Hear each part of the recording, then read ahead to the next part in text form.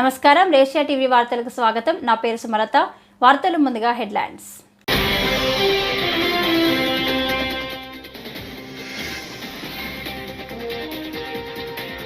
ఏపీలో బడ్జెట్పై ఎమ్మెల్యేలకు అవగాహన సదస్సు, విలువైన సూచనలు చేసిన చంద్రబాబు.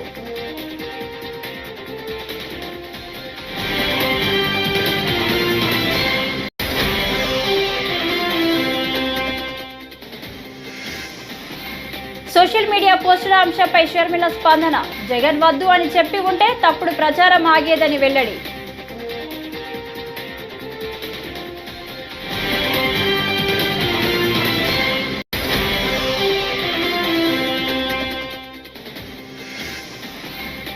సుల మీద కాదు వీటిపై దృష్టి పెట్టండి, మరోసారి కూటమి ప్రభుత్వంపై అంబటి రాంబాబు విమర్శలు.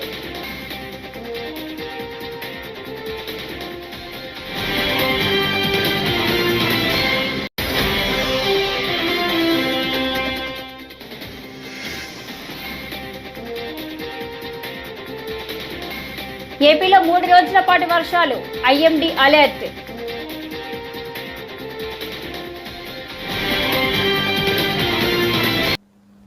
ఇక డీటెయిల్స్ చూస్తే, ఏపీలో కొత్తగా ఎన్నికైన ఎమ్మెల్యేలు, రెండోసారి ఎన్నికైన ఎమ్మెల్యేలకు నేడు బడ్జెట్పై అవగాహన సదస్సు నిర్వహించారు. అసెంబ్లీ కమిటీ హాల్లో జరిగిన ఈ సమావేశంలో సీఎం చంద్రబాబు శాసనసభ్యులతో మాట్లాడారు. వారికి సభా కార్యక్రమాలపై అవగాహన కలిగించడంతో పాటు రాజకీయ కెరీర్ పైన విలువైన సూచనలు అందించారు.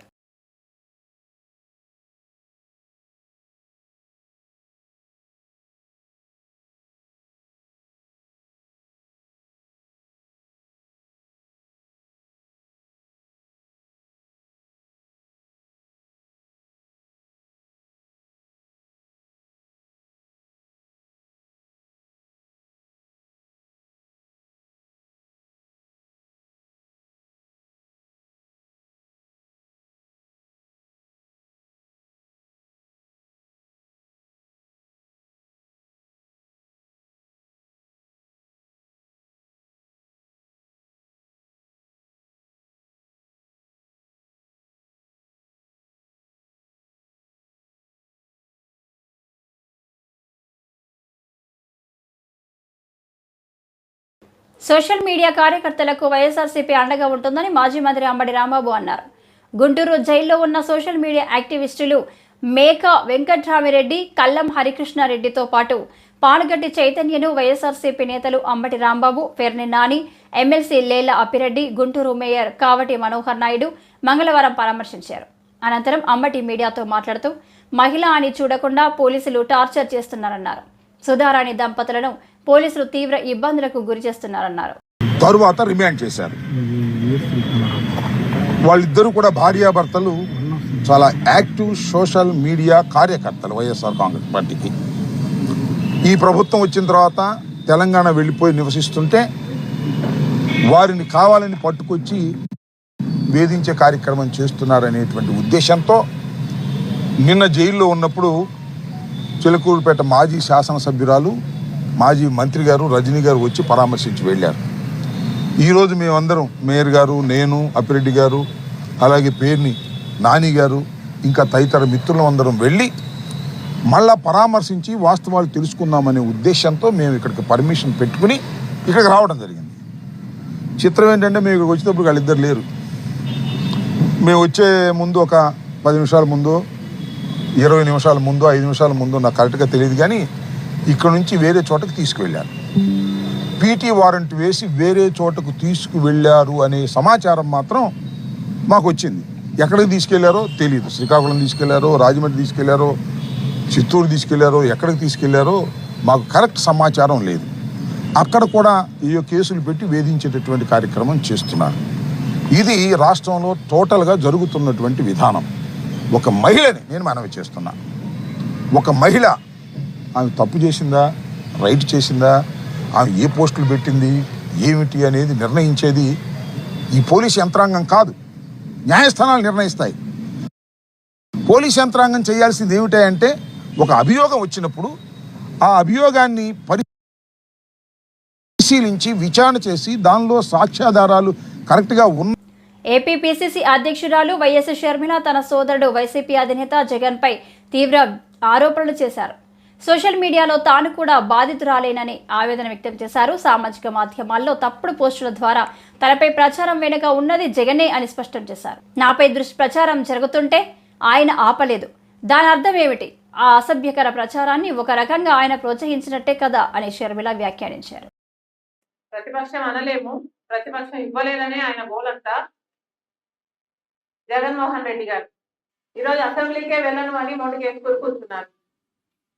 ఇది భావ్యమేనా అని మళ్ళీ అడుగుతున్నాం. జగన్మోహన్ రెడ్డి గారు ఆయన ఎమ్మెల్యేలు అందరూ కలిసి 11 మంది ఉన్నారు. మరి వీళ్ళని గెలిపించింది ప్రజలైతే ఆ ప్రజలను వాళ్ళు అసెంబ్లీలో రిప్రజెంట్ చేయాల్సిన అవసరం వాళ్ళకు లేదా? వారి బాధ్యత కాదా? జగన్మోహన్ రెడ్డి గారు అసెంబ్లీకి వెళ్ళను, నాకు ప్రతిపక్ష హోదా ఇవ్వకపోతే నాకు మైక్ ఇవ్వరు, నన్ను మాట్లాడనివ్వరు అని చెప్తున్నారు. అయ్యా, నీకు ఎందుకు ఇవ్వటం లేదు ప్రతిపక్ష హోదా?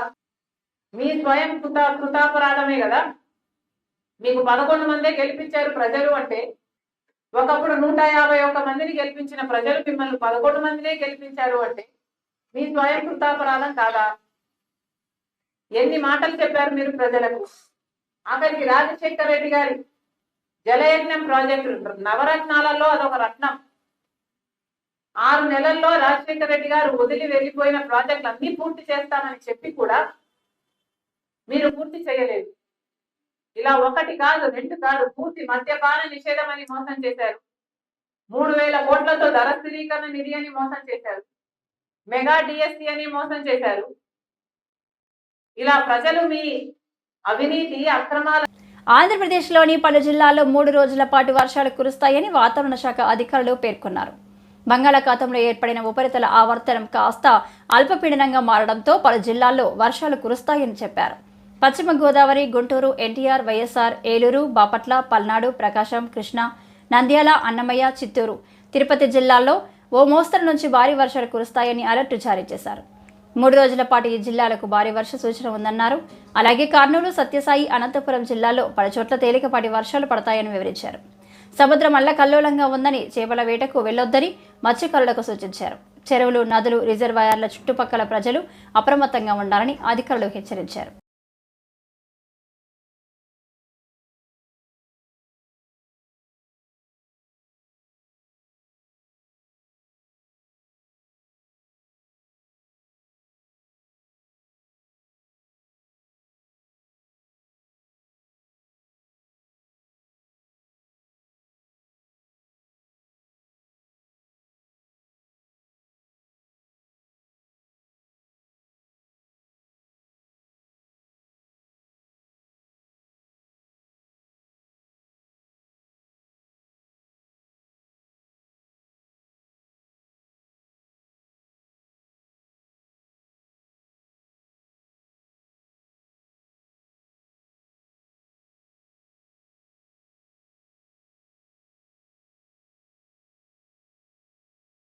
ఏఐసీసీ అధ్యక్షుడు మల్లికార్జున ఖార్గే ఓసారి తెలంగాణకు వచ్చి ఇక్కడ మేకల వ్యాపారం ఎంత బాగా నడుస్తుందో చూస్తే ఆశ్చర్యపోతారని బీఆర్ఎస్ వర్కింగ్ ప్రెసిడెంట్ కేటీఆర్ ఎద్దేవా చేశారు. అతిపెద్ద మేకల వ్యాపారాన్ని అందించినందుకు కాంగ్రెస్ పార్టీకి కృతజ్ఞతలు తెలుపుకుంటున్నామని సీఎం రేవంత్ రెడ్డిని ఉద్దేశించి వ్యంగ్యం ప్రదర్శించారు. ఎమ్మెల్యేలను మేకలు, గొర్రెలను కొన్నట్లు కొంటున్నారని విమర్శించారు. This company, an unknown entity, which no qualifications, most importantly, with no qualifications whatsoever, to actually be able to execute large quantum of work to the extent of 1,137 crore, has been awarded a package which is humongous for the company of this size. And most importantly, this has only come to the fore. ये बाहर निकला ये बात government ने नहीं बताया, किसी media ने इसके बारे में नहीं बताया, बाहर किसी ने नहीं बताया. अल्टीमेटली ये बात बाहर आई 13 मार्च 2024, जबकि इंडियन ह्यूम पाइप कंपनी ने एक चिट्ठी लिखी नेशनल स्टॉक एक्सचेंज को और बॉम्बे स्टॉक एक्सचेंज को, क्योंकि IHP is a listed company, it's a large company. IHP ने एक चिट्ठी लिखी कि हमने तेलंगाना की गवर्नमेंट ने जो टेंडर बुलाई, इसमें एक जॉइंट वेंचर हमने बनाई AMR के साथ, शोधा कंस्ट्रक्शन के साथ, और हमें एक इसमें काम मिला 1137 crore. But here is the interesting part, JV बनाना गलत नहीं है, काम लेना गलत बात नहीं है. Here is the interesting part. Now in this very letter, IHP says the value of the work awarded is rupees 1137 crore excluding GST, and the share of the works executed by IHP is 20% only. मैं फिर से कहना चाहता हूं 1137 करोड़ की काम मिलती है कंपनी को, छोटी कंपनी को, जिसका नेट प्रॉफिट लास्ट ईयर था 2 करोड़. उसको एग्जीक्यूट करने का मौका दिया जाता है, जॉइंट वेंचर बनाया जाता है. सब चीफ मिनिस्टर का खुद का डिपार्टमेंट है. पैसा गवर्नमेंट ऑफ इंडिया का है, डिपार्टमेंट चीफ मिनिस्टर का है, और ब्रदर इन लॉ है चीफ मिनिस्टर का, उसकी कंपनी है, और जेवी बनाया जाता है. 80% काम, 80% of the work is awarded because IHP is a great company, goodness of their. Vikarabad జిల్లాలో ప్రజాభిప్రాయ సేకరణ కోసం వెళ్లిన అధికారులపై దాడి ఘటనను ఆసరాగా తీసుకుని రైతులపై అక్రమ కేసులు పెట్టొద్దని భాజపా ఎంపీ ఈటెల రాజేందర్ కోరారు. దుద్యాల, కొడంగల్, బోరాంసుపేట మండలాల్లో ఇంటర్నెట్ సేవలు నిలిపివేయడాన్ని, రైతుల అరెస్టును ఈటెల ఖండించారు. వికారాబాద్లో ఫార్మాసిటీ ఏర్పాటును స్థానిక రైతాంగం వ్యతిరేకిస్తున్న ప్రభుత్వం బలవంతంగా భూసేకరణ చేయాలని చూస్తుందని ఆరోపించారు. భూసేకరణ రైతుల ఇష్ట ప్రకారం జరగాలి తప్ప బలవంతంగా తీసుకునే అధికారం ఎవరికీ లేదన్నారు. వికారాబాద్ జిల్లా కొడంగల్ నియోజకవర్గం దుద్యాల మండలం లగచెర్ల గ్రామంలో గత 5 నెలలుగా ఫార్మాసిటీ కోసం భూములు సేకరించాలని చెప్పి ప్రభుత్వం ప్రయత్నం చేస్తున్నప్పుడు అక్కడ రైతాంగం అంతా కూడా తీవ్రంగా వ్యతిరేకిస్తున్నారు. మా భూములు గుంజుకోకండి, మమ్మల్ని భూమి నుంచి దూరం చేయకండి, మా ఉపాధి మీద దెబ్బ కొట్టకండి అని చెప్పి ఎన్నిసార్లు మొరబెట్టుకున్నా కూడా ఇలా ఈ ఫార్మా కంపెనీలకు రైతుల భూములు కట్టబెట్టే ప్రయత్నం చేస్తున్నారు. అనేక రోజులుగా ధర్నాలు చేసిన వాళ్ళు, నిరసన చెప్పింది వాళ్ళు కలెక్టర్ సమక్షంలో అనేక సార్లు గ్రామ సభలకు వస్తే కూడా వాళ్ళు బహిష్కరించారు. స్వయంగా డీకే అరుణ ఎంపీ గారి ఆధ్వర్యంలో ఒక ధర్నా కూడా పెద్ద ఎత్తున నిర్వహించారు. అయినప్పటికీ కూడా వాళ్ళ మాట పెడచెవిన పెట్టి ప్రభుత్వం నిన్న భూసేకరణ కోసం మీటింగ్ పెడితే దాంట్లో రైతులు వాళ్ళు కోపాన్ని ప్రదర్శించారు. దాన్ని ఆసరా చేసుకొని రాత్రి అనేక మండలాలలో, కొడంగల్ మండలం, దుద్యాల మండలాలలో ఇంటర్నెట్ సేవలు బంద్ చేసి, కరెంటు బంద్ చేసి, 100 మంది పోలీసులు గ్రామాల చుట్టూ మోహరించి వాళ్ళని రాత్రి అరెస్ట్ చేయడాన్ని భారతీయ జనతా పార్టీగా తీవ్రంగా ఖండిస్తా ఉన్నాం. వాళ్ళ మీద అక్రమ కేసులు పెడితే మంచిది కాదని చెప్పి హెచ్చరిస్తా ఉన్నాం. ఇప్పుడు భూముల సేకరణ వాళ్ళ ఇష్టాల మీద ఆధారపడి ఉంటుంది తప్ప బలవంతంగా తీసుకునే అధికారాన్ని ఎవరిచ్చిందని చెప్పి ప్రశ్నిస్తా ఉన్నా. గతంలో ముచ్చెర్ల ఫార్మాసిటీ కోసం 8 లక్షలకు 9 లక్షలకు భూములు సేకరించి 1.5 2 కోట్ల రూపాయలకు ఆనాడు ఫార్మా కంపెనీలు కట్టబెట్టే ప్రయత్నం చేసిన నాడే ఇదే కాంగ్రెస్ పార్టీ వ్యతిరేకించింది. అలాగే భారతీయ జనతా పార్టీకి మేము వ్యతిరేకించింది. సినీ ఇండస్ట్రీలో కొత్త ప్రతిభను ప్రోత్సహించాలనే ఉద్దేశంతో దిల్ రాజు డ్రీమ్స్ నిర్మాణ సంస్థను ప్రారంభించినట్టు నిర్మాత దిల్ రాజు ప్రకటించారు.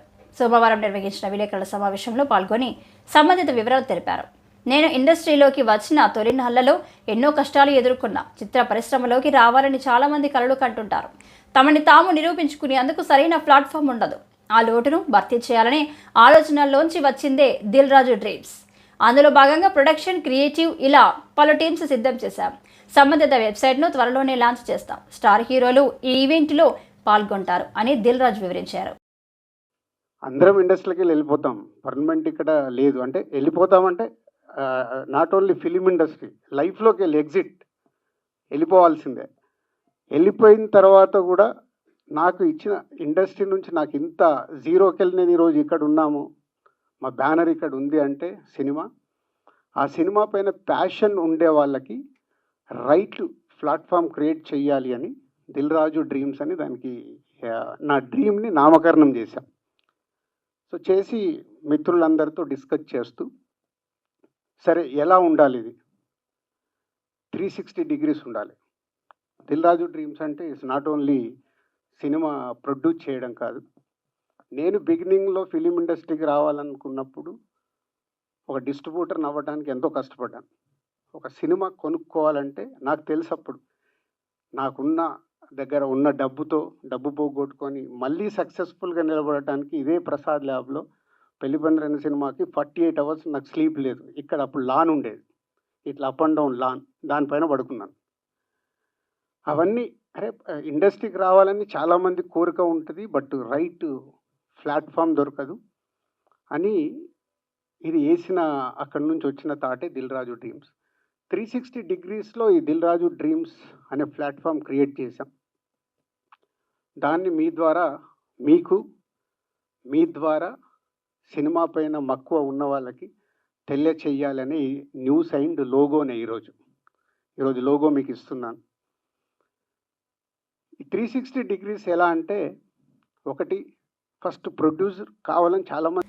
Social media activist Inturi Ravikiran కుటుంబ సభ్యులను వైఎస్ఆర్సీపీ అధినేత వైఎస్ జగన్మోహన్ రెడ్డి పరామర్శించారు. వైఎస్ఆర్సీపీ కేంద్ర కార్యాలయంలో వైఎస్ జగన్ ను social media activist Inturi Ravikiran భార్య ఇంటూరి సుజన కలిశారు. పోలీసులు తన భర్తను వేధించారని, బలవంతంగా సంతకం చేయించారని సుజన వైఎస్ జగన్ కు తెలిపారు. పోలీసుల తీరు అసలు బాగోలేదు. నా భర్తపై తప్పుడు కేసులు పెట్టి గత నెల 21 నుంచి స్టేషన్ల చుట్టూ తిప్పుకుంటున్నారని ఆమె పేర్కొన్నారు. ఈ సందర్భంగా కుటుంబ సభ్యులకు వైఎస్ జగన్ ధైర్యం చెప్పి అండగా ఉంటారని భరోసా కల్పించారు.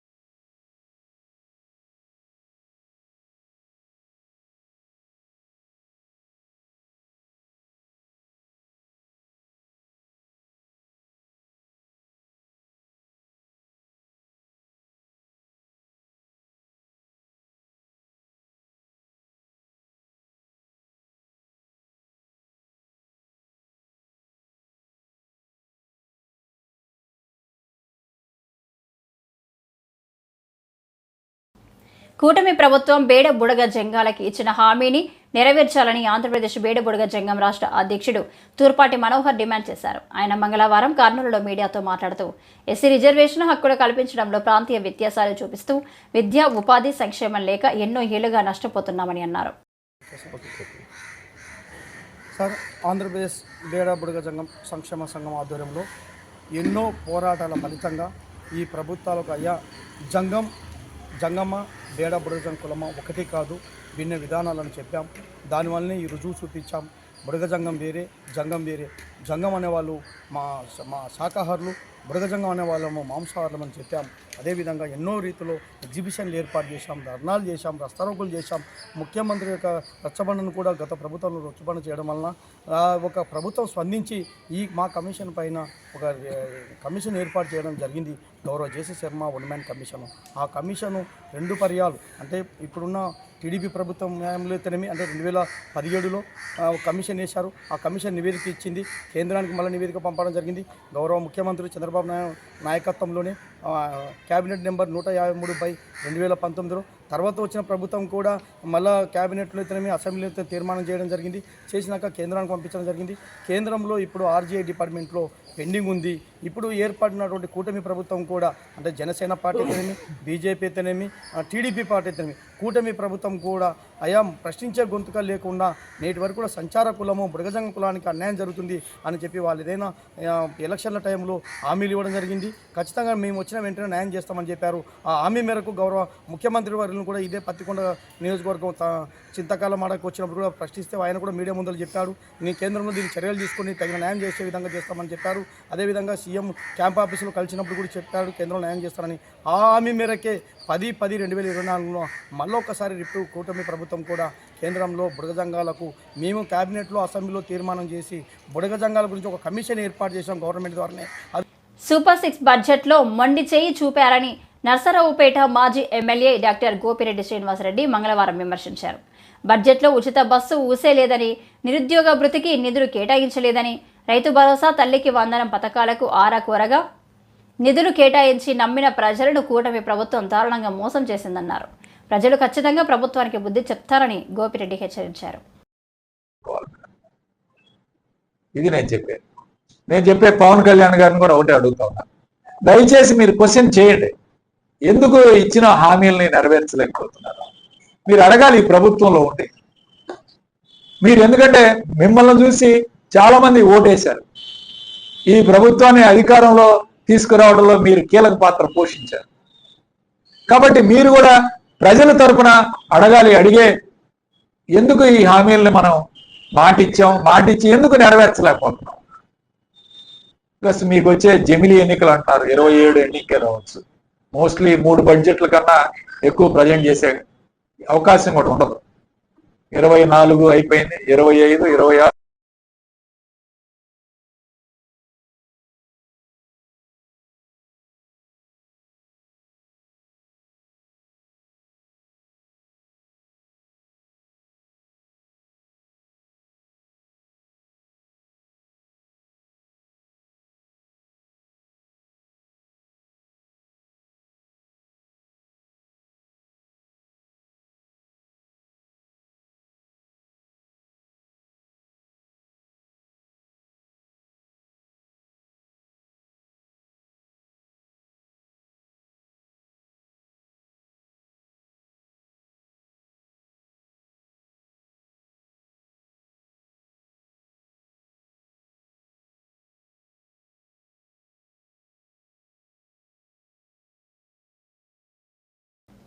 నర్సరావుపేటలోని కరూరు వైశ్య బ్యాంకులో డబ్బులు మాయమయ్యాయని మంగళవారం పల్నాడు ఎస్పీకి ఫిర్యాదు చేసిన రాంబాబు అనే ల్యాబ్ ఉద్యోగి పొలం అమ్మగా వచ్చిన 13 లక్షలు డిపాజిట్ చేశారు. తన ఖాతాలో డబ్బులు ఎంత ఉన్నాయో చెప్పాలని ఈ నెల 4వ తేదీన బ్యాంకుకు వెళ్లి అడగగా బ్యాంకు సిబ్బంది కేవలం 1,72,000 మాత్రమే ఉన్నాయని తెలిపారు. మిగిలిన 11,50,000 ఏమయ్యాయని రాంబాబు ఆవేదన వ్యక్తం చేశారు. అండి నాది నర్సరావుపేట. నేను పొలం అమ్ముకోగా వచ్చిన స్థలం అమ్మాను ఈ మధ్యకాలంలో 3 నెలల క్రితం. ఉన్న బాకీలు తెచ్చుకోగా 13 లక్షలు అంటే బ్యాంకులో వేసాను, కరూరు వచ్చే బ్యాంకు అరుణాలపేట. దాంట్లో 3 4 నెలల నుంచి నా డబ్బులు అట్లానే ఉన్నాయి. మా ఆవిడ బాగాలేకపోతే మా ఆవిడ వైద్య నిమిత్తం ఖర్చుల నిమిత్తం దాంట్లో పెట్టుకున్నాను నేను. ఆమె పరిస్థితి బాగాలేదు, నా పరిస్థితి బాగాలేదు. సో ఈ 13,20,000 ఉన్నాయి. మొన్న 4వ తారీఖు బ్యాంక్కి వెళ్ళాను మార్నింగ్ 11ంటికి. నా అకౌంట్లో డబ్బులు ఎంత ఉన్నాయని అడిగాను. వాళ్ళ బ్యాంక్ సిబ్బంది సర్వర్ పనిచేయట్లేదు, ఒక గంట రండి అన్నారు. సరే ఒక మధ్యాహ్నం 1:30 ఆ ప్రాంతంలో మళ్ళీ అడగగా 1,72,000 ఉన్నాయని చెప్పేసి అన్నారు. అదే నా అకౌంట్లో 13,72,000 ఉండాలని చెప్పేసి నేను అడగగా మాకు తెలియదు, మాకు సంబంధం లేదని ఒక అరగంట 30 గంట దాకా మాకేం సమాధానం చెప్పలేదు. ఈలోపు మా వాళ్ళకి ఫోన్ చేసి అందరినీ పిలిచి అడగగా వాళ్ళు గట్టిగా ఒత్తిడి చేయగా అప్పుడు మొత్తం డీటెయిల్స్ తీసి ఇచ్చారు. 13,20,000 మా ఎంపీఎస్, నెఫ్ట్, ఆర్టీజీఎస్ ద్వారా నా అకౌంట్ నుంచి ఎవరు కొట్టుకున్నారు, వాళ్ళు ఎవరో కూడా నాకు తెలియదు. అసలు నా డబ్బులు ఎలా పోయినాయో కూడా నాకు అర్థం కావట్లేదు. నా ఫోన్కి మెసేజ్లు కూడా సరిగ్గా రాలేదు ఆ టైంలో. అన్ని 3:00 4:00 మెసేజ్లు చూస్తే మేము 3:00 4:00 ఉన్నాయి మెసేజ్లు అప్పుడు వచ్చినాయి. అప్పటిదాకా నాకు మెసేజ్లు కూడా రాలేదు. అసలు ఏం జరిగిందని కూడా నాకు అర్థం కావట్లేదు. నా డబ్బులు ఎలా పోయినాయి కూడా నాకు అర్థం కావట్లేదు. దయచేసి నాకు న్యాయం చేయండి. బ్యాంక్ మేనేజర్ బ్యాంక్ మేనేజర్ని అడిగితే మీ మొబైల్ హ్యాక్ చేశారు, మీ మొబైల్ మొత్తం వాళ్ళ చేతుల్లోకి వెళ్ళిపోయింది, మొత్తం నెట్ బ్యాంకింగ్ తీసేసుకున్నారు, నెట్ బ్యాంకింగ్ ద్వారా త్రూ వాళ్ళ అకౌంట్లో కొట్టుకున్నారని చెప్తున్నారండి. ఇది ఎట్లా జరిగిద్దని చెప్పేసి అడిగితే ఏమో మాకేం తెలుసు అన్నట్టుగా సమాధానం చెప్తున్నారండి. బ్యాంకులోనే రక్షణ లేకపోతే ఇంట్లో రక్షణ లేదు, బ్యాంకులో రక్షణ లేదు, మా డబ్బులు ఎక్కడ పెట్టుకోవాలి?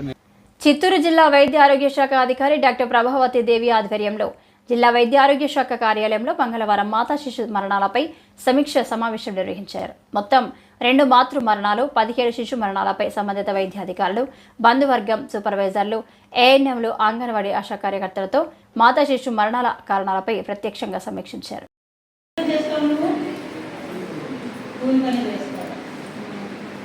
ఇద్దరు ఆడపిల్లలకి ఆపరేషన్ చేయించుకుంటే ఇలా ఉండేది కాదు కదయ్యా. మీరు ఎవరైనా ఫ్యామిలీ ప్లానింగ్ మోటివేట్ చేశారమ్మా?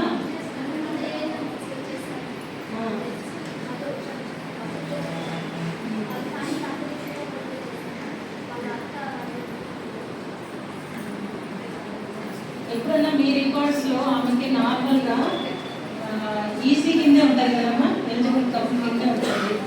సో ఎప్పుడన్నా బ్లడ్ షుగర్ టెస్ట్ కానీ కొద్దిగా ఒబీస్గానే ఉంది కదా, ఆమె 60 అబవ్ ఉంది కదా. వెయిట్ బిఫోర్ ప్రెగ్నెన్సీ ఎంత?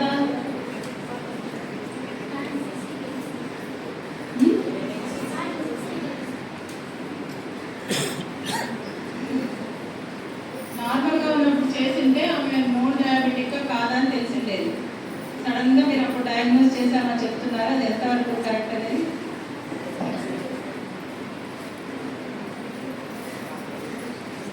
సిఎంసి మీరు ఎవరు చూస్తారండి?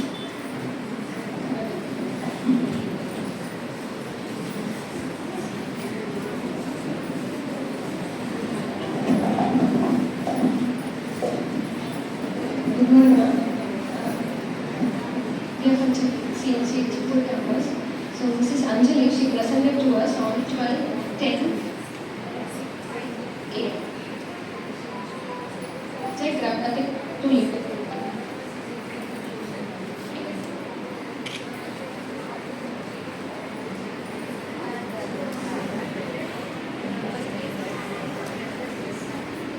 For 2 days and chest pain and dry cough.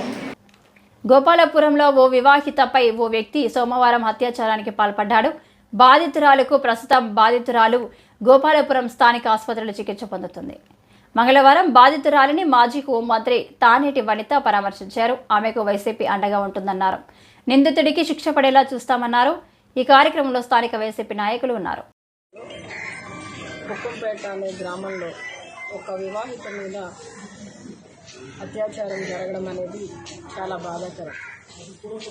మరి ఈ రోజున ప్రభుత్వం ఏర్పడి దాదాపు 5 నెలల కాలం పూర్తయిన ఈ 5 నెలల కాలంలో కూడా మరి ఎక్కడ చూసినా కూడా చిన్నపిల్లల మీద, యువతుల మీద, ఆఖరికి వివాహితులను కూడా వదలకుండా వారి మీద అఘాయిత్యాలు చేయడం, అత్యాచారాలు చేయడం, ఇవన్నీ ఈ సంఘటనలన్నీ చూస్తుంటే చాలా బాధగా అనిపిస్తుంది. ఎందుకంటే ఈ రోజున మహిళలకి ఎక్కడా కూడా రక్షణ లేకుండా పోయింది. ఆ బాధితురాలు ఎవరికి తన బాధను చెప్పుకోలేక బాధపడుతున్న సమయంలో ఎవరైతే ఆ అమ్మాయి మీద ఆ హుక్కుంపేట గ్రామానికి చెందిన తెలుగుదేశం పార్టీకి చెందిన నాయకుడి యొక్క అనుచరుడిగా, కార్యకర్తగా ఉన్నాడో అతను ఆ పార్టీ తరఫున ఉన్న నాయకులు అందరూ కూడా ఆ కుటుంబాన్ని బెదిరించడం, ఈ విషయాన్ని మీరు బయటకు చెప్పినా, కంప్లైంట్ చేసినా మీ కుటుంబ సభ్యులని మేము ఇబ్బంది పెడతాం, బ్రతకనివ్వమని చెప్పి వాళ్ళు బెదిరించడంతో వాళ్ళు వెంటనే బయటికి రాలేక బాధపడుతూ మదన పడుతున్న సమయంలో వైసీపీ నాయకులు వారికి అండగా నిలబడి ఈ రోజున వారికి ధైర్యాన్ని చెప్పి కంప్లైంట్ ఇవ్వడం జరిగింది. కంప్లైంట్ ఇచ్చిన వెంటనే మరి ఎఫ్ఐఆర్ ఫైల్ చేయడం మానేసి చాలా డ్రాగ్ ఆన్ చేసి, అంటే ఈ తెలుగుదేశం పార్టీకి సంబంధించిన నాయకులు ఇచ్చిన ఒత్తిళ్లకి మరి తేల్చుకోలేక పోలీస్ డిపార్ట్మెంట్ వాళ్ళు కూడా కేసును వెంటనే ఫైల్ చేయలేని పరిస్థితిలో వాళ్ళు ఉండడం అనేది చాలా బాధాకరమైన విషయం. ఎందుకంటే ఈ రోజున ప్రభుత్వం వారిది కనుక వారు ఇచ్చే ఒత్తిళ్లకి ఈ పోలీస్ డిపార్ట్మెంట్ వాళ్ళు కూడా ఎటువంటి నిర్ణయాన్ని తీసుకునే పరిస్థితిలో వాళ్ళు ఉండట్లేదు.